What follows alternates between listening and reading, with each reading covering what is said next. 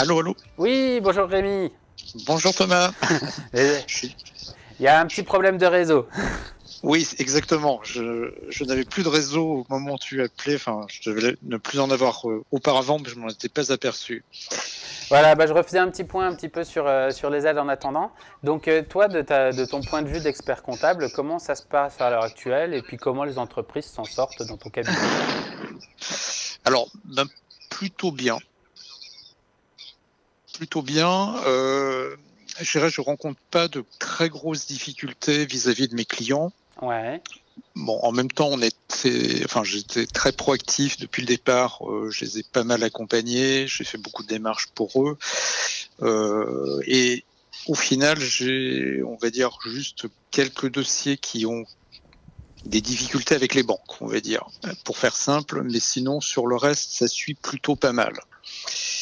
Alors, il faut peut-être rappeler le panorama rapide des aides. Il y en a quand même de plusieurs natures. Donc, il y a les échéances fiscales et sociales, donc le décalage. Et on commence à entendre, il y a eu des annonces de fait pour les annulations de charges sociales. Donc, sur les annulations de charges sociales, ce qui était annoncé, c'était pour les toutes petites entreprises, les TPE, qui ont fait l'objet d'une fermeture administrative. Donc, à savoir les commerces, les restaurants. Alors, Qui comment on ont, sait qu'on a fait une fermeture administrative? eh bien, tout simplement, dans le décret, il y a eu toutes les activités dans les premiers décrets qui ont été publiés au mois de mars. Il y a eu la liste des commerces, entreprises qui devaient obligatoirement fermer. Donc, c'était tout ce qui accueillait, on va dire, Du public? du public. Donc on peut retrouver facilement cette liste avec le décret. Donc il faut avoir moins de 10 salariés. Et globalement, ça va concerner les petits commerces, pour faire simple. Et Donc, ça se fait comment par rapport au code APE? Ça se fait. non, non, non, il va y avoir. Je dirais que si on reprend la liste du décret, on voit vite si on est concerné ou pas. Les restaurants, par exemple, c'était dans le décret, c'est très simple. Tout ce qui va être bar, discothèque, commerce, petit commerce, puisqu'il y avait que les commerces alimentaires qui étaient dispensés donc de cette fermeture. Donc voilà, tout commerce qui a été fermé pendant la période de confinement par décret, donc va pouvoir bénéficier de cette annulation de charges sociales, qui va se faire automatiquement. Il n'y aura pas de démarche particulière à faire, et ça concernera les charges des mois de mars, avril et mai.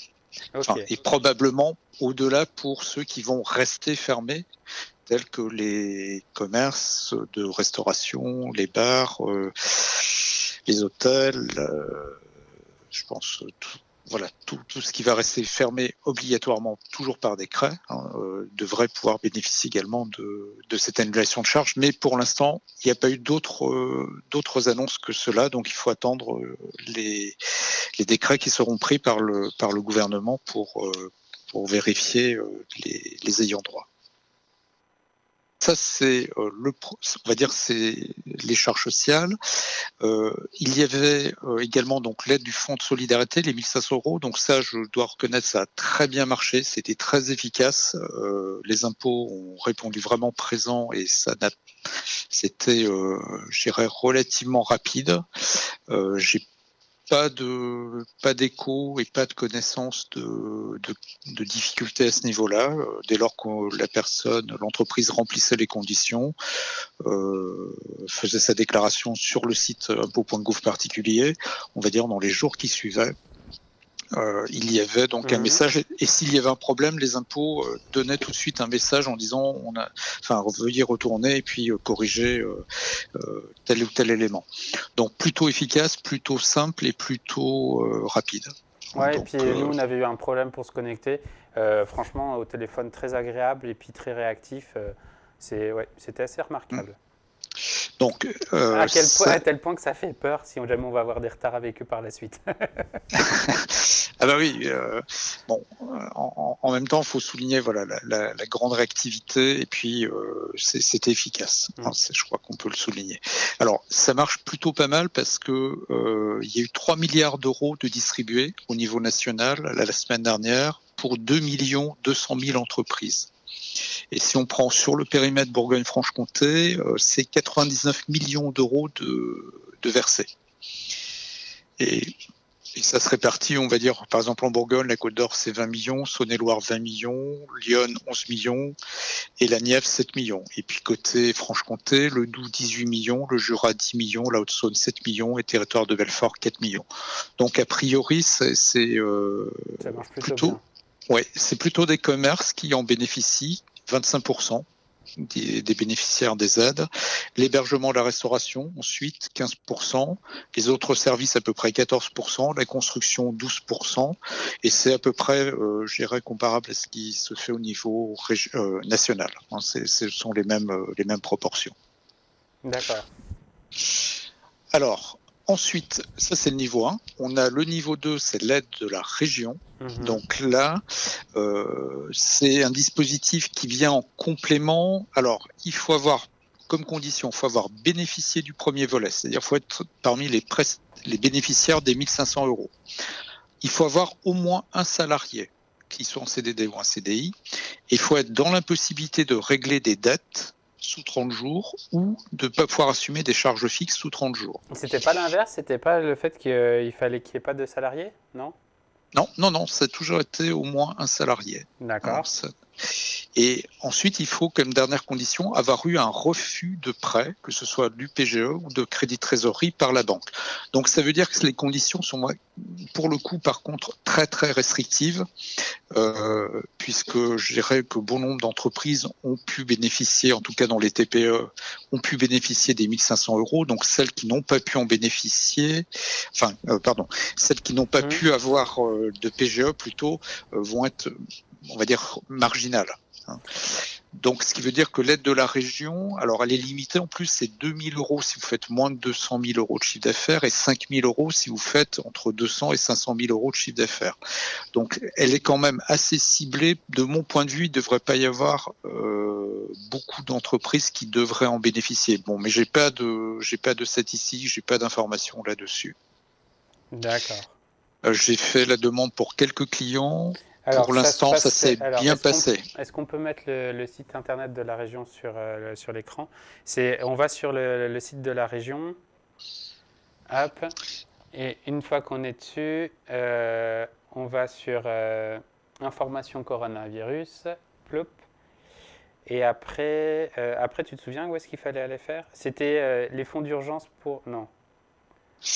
Je ne me rappelle plus. Je l'ai fait il y a plusieurs semaines déjà, donc je ne me rappelle plus par quel chemin je suis passé, mais c'est sur le site de la région. On trouve facilement. Hein, c'est aide Covid en fait. D'accord. Alors, j'avoue que je ne me rappelle plus. Je l'ai fait. C'est Fonds de solidarité territoriale, c'est ça? Oui, ça doit être ça.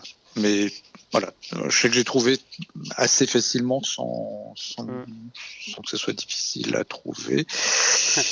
Déjà, ouais. J'ai le lien, mais quand on clique dessus, c'est erreur 443. Voilà, merci la région. Bon, c'est sûr que c'est moins, c'est moins performant, on va dire, que le site des impôts, c'est clair. Mais voilà, j'ai pas rencontré de difficultés majeures pour monter le dossier et le déposer.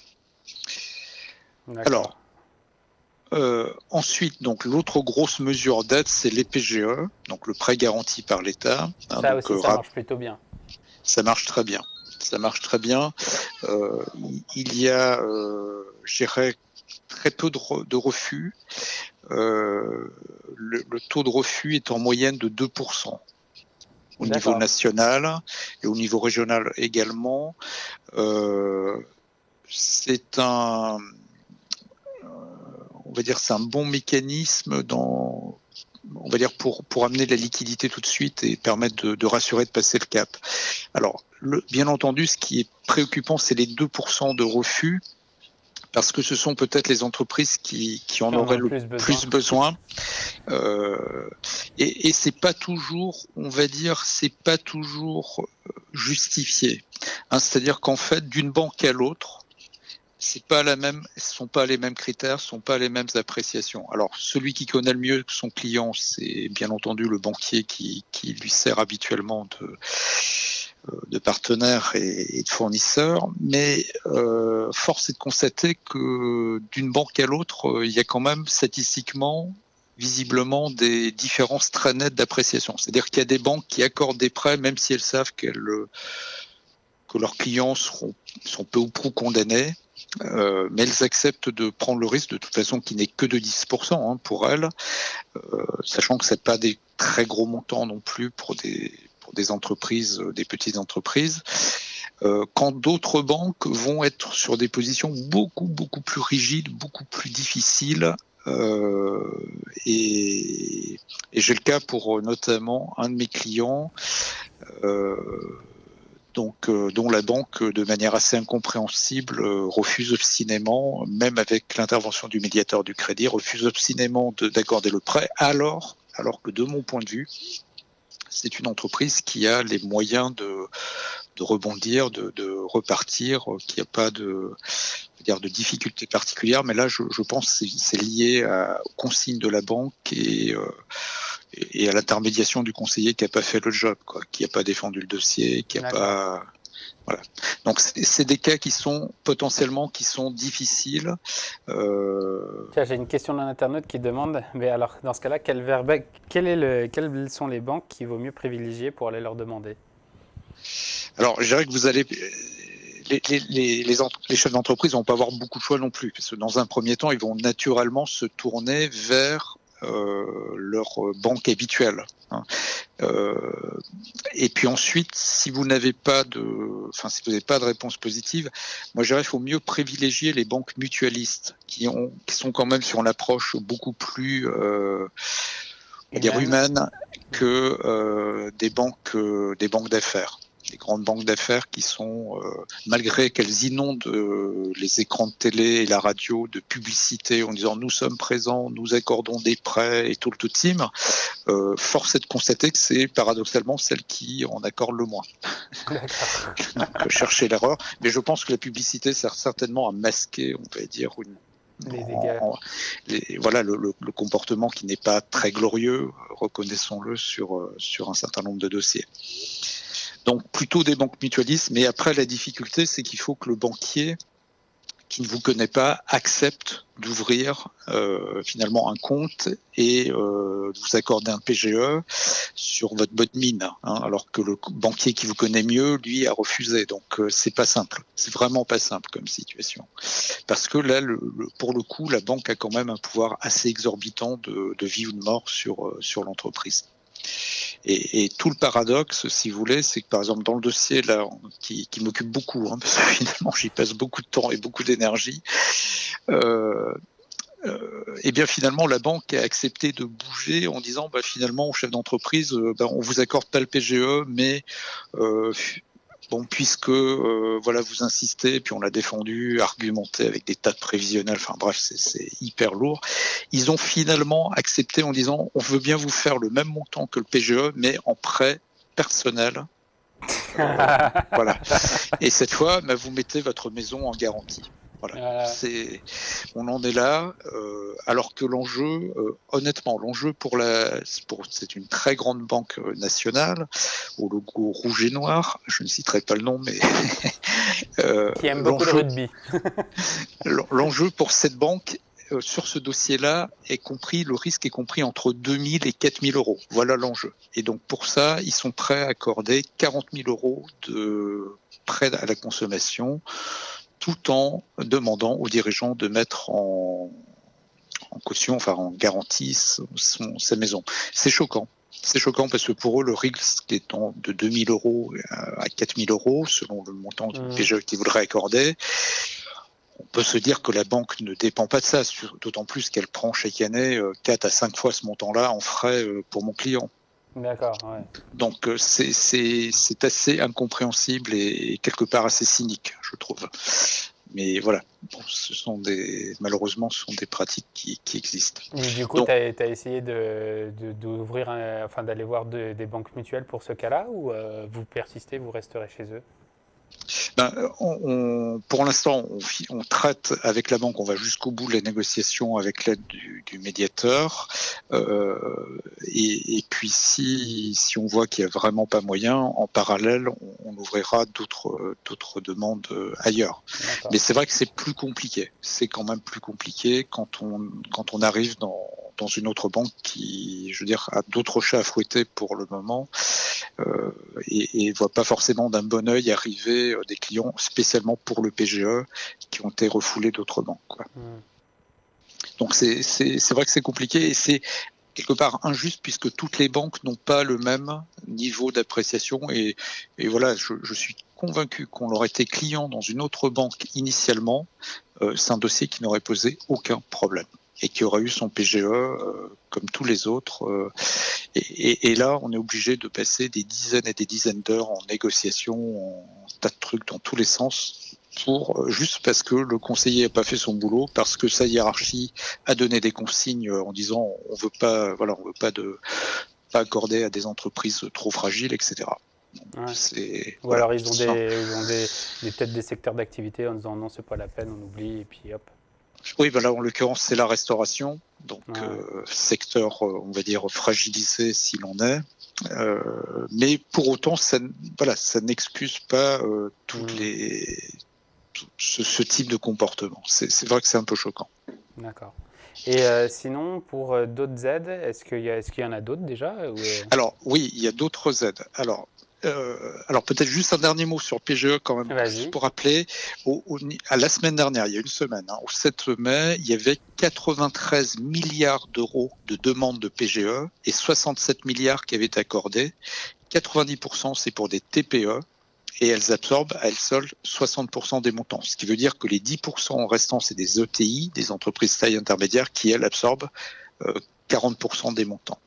Bon, on retrouve exactement la même structuration que pour les aides au fonds de solidarité, c'est 24% du commerce, 16% hébergement-restauration, donc hôtel-restaurant, 15% construction. C'est vraiment les trois gros secteurs qui sont, on va dire, bénéficiaires des aides fonds de solidarité et des aides PGE. Alors, voilà, fermons la parenthèse PGE. Vous avez l'aide sociale du CPSTI, donc c'est le Conseil de la protection sociale des travailleurs indépendants. C'était créé dans le cadre de la réforme du RSI pour intégrer les indépendants au régime général, donc c'est relativement récent. Donc ce CPSTI peut... Donc ça, c'est le remboursement d'une partie des cotisations jusqu'à un plafond de 1 250 €, je crois, c'est ça ? Exactement. Alors, il y a deux choses. Il y a l'aide, on va dire, d'office qui a été décrétée. Donc, c'est celle dont tu viens de parler, Thomas. Donc, jusqu'à 1 250, c'est en fait le remboursement des cotisations de 2018. C'est ça. Mais ça ne concerne que les artisans et les commerçants, pas les professions libérales. Et pas les donc voilà, tout ce qui n'est pas commerçant, artisan, et donc pas les auto-entrepreneurs également. Alors les artisans et commerçants donc vont le recevoir automatiquement sans avoir besoin de faire une quelconque démarche. Et d'ailleurs un certain nombre de clients qui l'ont déjà reçu. Oui, ça marche plutôt bien. C'est plutôt efficace également. Bon, je pense que c'est parce que c'est automatisé. Et ensuite, il y a l'aide sociale, donc du CPSTI, donc là qui est déterminée pour les entreprises qui ne peuvent pas avoir le fonds de solidarité. Donc ceux qui ne peuvent pas avoir les 1 500 €. Voilà. Donc à ce moment-là, dans leur cas, il y a un dossier à monter qui va être instruit. C'est l'URSSAF qui va l'instruire. Et donc dès lors que la personne a fait au moins versement de cotisation, qu'elle est au moins affiliée avant le 1er janvier 2020, et qu'elle est à jour de ses cotisations au 31 décembre 2019, à ce moment-là, il pourra y avoir une aide, mais sur mesure, qui sera accordée à l'indépendant. D'accord. Donc ça, on va dire que c'est du sur mesure parce qu'on est dans le cas où l'indépendant n'a pas eu d'autres aides par ailleurs. Et pour autant, il peut avoir des difficultés quand même. D'accord, donc ça veut dire que si on n'a rien reçu comme aide, à ce moment-là, il y a la possibilité d'avoir une aide sur mesure, d'avoir un conseiller, etc. Voilà, absolument. Et mais on les consulte comment ? On les appelle comment ? On les joint comment ? Alors, c'est sur le site de l'URSSAF que l'on va trouver le formulaire à remplir. Ensuite, on le renvoie par Internet. Donc, si on tape aide CPSTI, on a tout ce qu'il faut. Donc, on tombe sur le site de l'URSSAF qui explique bien précisément comment le faire, l'adresse à laquelle renvoyer le dossier. Et ensuite, c'est un conseiller donc de l'URSSAF qui va appeler la personne pour constituer le dossier avec elle, s'enquérir de la situation plus finement et qui va ensuite instruire le dossier. D'accord. Ok. Donc ça, c'est une part d'aide. Alors par ailleurs, il y avait donc le décalage des charges sociales, on en a parlé. Il y a le décalage également des charges fiscales. Les impôts ont également fait un travail important pour suspendre déjà le paiement des impôts directs. Alors ça concerne que l'impôt sur les sociétés, les taxes sur les salaires, CFE, CVAE, etc. Ça ne concerne nullement la TVA, qui est le plus gros des impôts, soyons clairs. C'est ce qui rapporte le plus d'argent à l'État. Donc la TVA n'est pas concernée. Mais donc sur le reste, il y a eu des délais pour payer. Les échéances ont été suspendues et il y a de possibilités également de demander en plus, le cas échéant, des délais également en plus pour payer. Oui, c'est-à-dire que là, pour l'instant, ça va être reporté. Joignable et tout, il n'y a aucun souci. Voilà. Donc, il était possible de se faire rembourser les acomptes d'impôt sur les sociétés qui a été versés. Voilà. Puis donc, le solde d'IS va être décalé au 30 juin, voire au-delà si l'entreprise le demande. Donc, il est possible également de moduler les acomptes de prélèvement à la source pour les indépendants. Il est possible de modifier également les mensualisations. Enfin, il y a quand même pas mal de souplesse. Les impôts sont engagés à rembourser de manière accélérée tout ce qui était crédit d'impôt, de TVA et crédit d'impôt sur les sociétés. Et je l'ai vérifié pour certains clients, c'est bien ce qui s'est passé. Et puis, s'il y a toujours des difficultés financières, il y a toujours le recours à la CCSF, la Commission des chefs de services financiers. Alors, ça, par contre, il faut avoir des dettes à la fois chez les impôts et à la fois à l'URSSAF. Si on a soit l'un, soit... Non, les deux en même temps. Avec eux, pour avoir accédé à cette commission-là, il faut avoir des dettes chez l'un et chez l'autre. Oui, tout à fait. Et il faut être un commerçant, artisan, agriculteur, personne physique, enfin indépendant. Donc il faut être à jour du dépôt de ces déclarations, c'est important, ça aussi. Donc même si elles ne sont pas payées, il faut avoir fait les déclarations. C'est tout. Donc après, il faut faire la demande de saisine et la commission accordera des délais ou des remises, des annulations partielles de taxes et de charges. J'ai un internaute qui demande si c'est pas le moment de s'orienter vers les crédits impôts recherche et développement. C'est pas plus le moment. Alors, le crédit d'impôt recherche-développement, en fait, il est institué d'abord, il existe depuis de très nombreuses années, et je veux dire, la crise du Covid ne change rien quant à l'existence et aux conditions d'éligibilité de ce crédit d'impôt recherche. Donc, par exemple, tous ceux qui, par exemple, on prend le cas d'un restaurateur qui veut se mettre je sais pas moi, à faire de la vente à emporter. Il va forcément faire un peu de recherche et développement pour pouvoir mettre en place ce nouveau système pour lequel il n'était pas prêt. Je suis pas sûr. Non, je suis pas sûr honnêtement que ça rentre dans ce cadre-là. Non, parce que les conditions d'accès, alors je les ai plus toutes en tête sur le crédit d'impôt recherche et développement, mais c'est quand même, il faut remplir des conditions de diplôme, des conditions de secteur de recherche, des conditions... Enfin, c'est hyper encadré parce que forcément, comme c'est une niche fiscale extrêmement importante, il y a quand même un minimum à remplir pour pouvoir en bénéficier. Alors, je ne veux pas préjuger de l'inventivité des restaurateurs, et Dieu sait qu'ils ont beaucoup de créativité pour notre plus grand bonheur, mais en tout cas, moi, j'ai jamais monté de crédit d'impôt recherche pour des restaurants. Non, c'est plutôt habituellement des activités scientifiques. D'accord. Okay. Ouais, c'est vraiment voilà. Donc, de mon point de vue, le Covid là ne change rien quant à ce crédit d'impôt.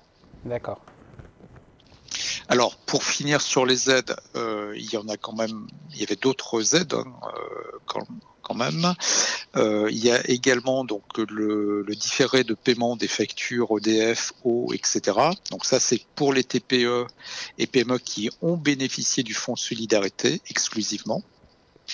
Il y avait le report et ça, d'ailleurs, ça se fait directement sur le site d'EDF.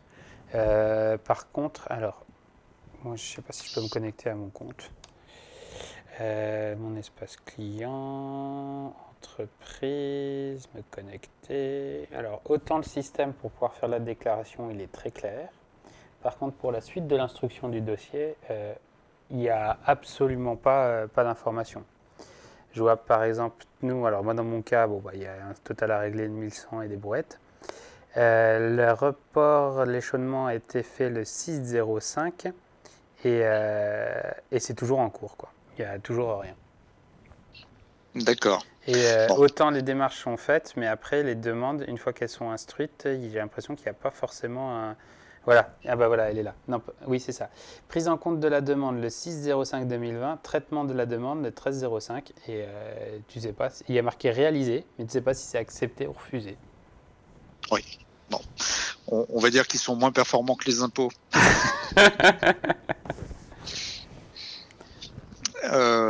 Alors, au titre des aides également, donc les loyers qui avaient été suspendus à partir du 1er avril 2020.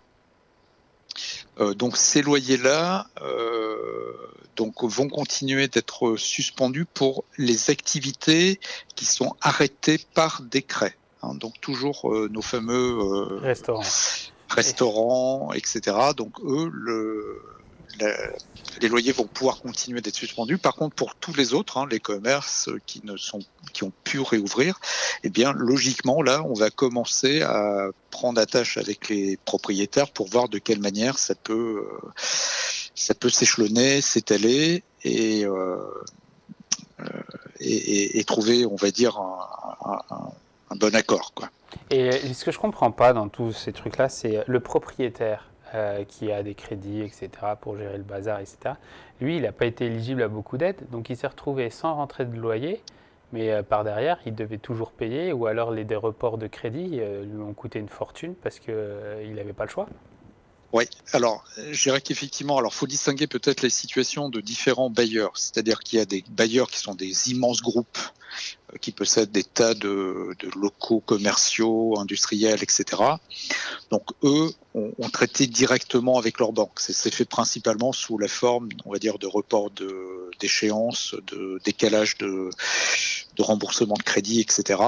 Et puis, vous avez parmi ces grands groupes-là, des grands groupes qui ont vraiment beaucoup de trésorerie. Donc, il n'est pas sûr que ça soit... qu'ils ont eu recours à ça, ouais. Oui, je pense que les aides n'étaient pas dans le champ de leur possible. Et puis, par ailleurs, je dirais que pour les très grands groupes, je veux dire, il y a eu quand même, ils ont souvent aussi des locataires qui sont elles-mêmes des très grandes entreprises. Or, les très grandes entreprises n'ont pas toutes fermé, loin de là. D'accord, ok.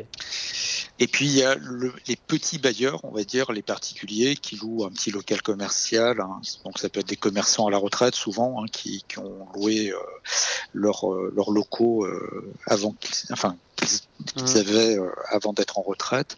Bon, pour eux, la situation est totalement différente parce que souvent c'est un complément de revenu significatif, c'est ce qui permet d'arrondir la retraite, sachant que les commerçants ayant d'une manière générale dans les générations précédentes très peu cotisé, ils avaient des retraites très faibles, hein, donc ce qui est logique, peu de cotisation, peu de retraite. Pour eux c'est sûr que la situation est beaucoup plus difficile. Alors je dirais que pour souvent ceux qui sont retraités, ils n'ont plus d'échéance d'emprunt dessus. Donc c'est déjà, on va dire, une atténuation, mais pour autant c'est un manque à gagner évident. Et je dirais que souvent ça s'est... je dirais qu'il y a eu quand même des négociations assez rapidement, et puis compte tenu de la situation des uns ou des autres, il y a un accord qui a été trouvé assez rapidement. Mais c'est sûr que voilà, cette période-là de report de loyer entraîne forcément des conséquences en chaîne chez tout le monde, notamment chez les bailleurs. Mais voilà, ça va rentrer dans l'ordre, on va dire, progressivement et en fonction, on va dire, de la vitesse de redémarrage de l'économie. C'est ça qui va être le principal, on va dire, levier pour revenir à une situation, entre guillemets, normale. Mais il faudra probablement quand même plus que quelques mois pour absorber totalement cette situation. Eh ben, merci beaucoup, Rémi. Voilà, eh bien, merci à tous et puis bon redémarrage. Eh ben, merci beaucoup et puis bon courage à toi. Hein. Merci. Bonne DSN, j'ai envie de dire. À bientôt, au revoir. À bientôt, au revoir.